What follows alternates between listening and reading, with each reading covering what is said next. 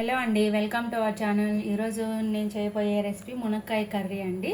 దీనికి కావాల్సిన ఇంగ్రీడియంట్స్ మునక్కాయలు ఆల్రెడీ కట్ చేసి పెట్టేశానండి. దాని పీస్ కూడా తీసి పెట్టేశాను. మీడియం సైజులో కట్ చేసుకోవాలి. ఆనియన్స్, టమాటాలు అండి. ఇప్పుడు స్టవ్ మీద ప్యాన్ పెట్టేసుకొని వెలిగించేసి ఒక 3 to 4 టేబుల్ స్పూన్ ఆయిల్ వేసుకున్న తర్వాత ఇప్పుడు దినుసులు వేసుకుందామండి. పోపు దినుసులు, కొంచెం మినప్పాలు, కొంచెం శనగబ్యాళ్ళు అండి, ఆవాలు, కొంచెం జీలకర్ర, ఇవన్నీ కొంచెం వేగిన తర్వాత ఆనియన్, టమాటా అవి వేయించుకుందామండి. కొన్ని గుడ్డలు వేస్తున్నామండి. ఇది మన టేస్ట్ కోసమే. మనకు కొంచెం ఎక్కువ కావాలనుకుంటే ఎక్కువైనా వేసుకోవచ్చు. ఇది కొంచెం వేగిన తర్వాత ఆనియన్స్ వేసుకుందామండి.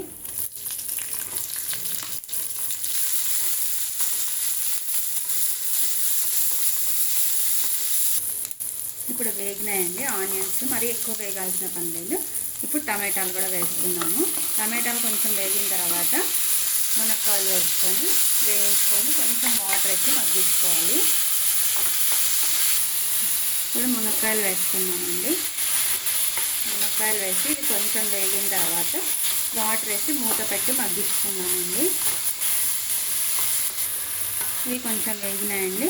వాటర్ వేసి మూత పెట్టేస్తే మునక్కాయలు మగ్గాలి కదండి. మనకు మునక్కాయలు మగ్గడం కోసం కొంచెం వాటర్ వేసి మూత పెట్టేస్తే మునక్కాయలు మగ్గుతాయండి. ఇప్పుడు ఇవి మునక్కాయలు మగ్గినాయండి. మగ్గిన తర్వాత మనం ఉప్పు, కారం, పసుపు అన్నీ వేసుకుందాము. కారము కొంచెం ఒక 1/2 టేబుల్ స్పూన్ వేస్తున్నాం అండి. కొంచెం తక్కువే వేసుకోండి, ఎందుకంటే మరి కారం అయితే కానీ టేస్ట్ బాగుండదు, తినలేము. సాల్ట్ టేస్ట్కి తగ్గట్టు, కొంచెం పసుపు 1/2 టేబుల్ స్పూన్,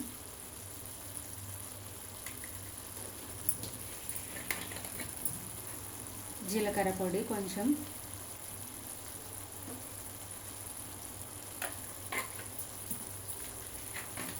ధనియాల పొడి ఒక 1/2 టేబుల్ స్పూన్. అన్ని ఇంగ్రీడియంట్స్ మిక్స్ అయ్యేలా ఒకసారి కలుపుకుందాము. కలుపుకొని మళ్ళీ ఒకసారి మూత పెట్టి మగ్గించుకుందామండి.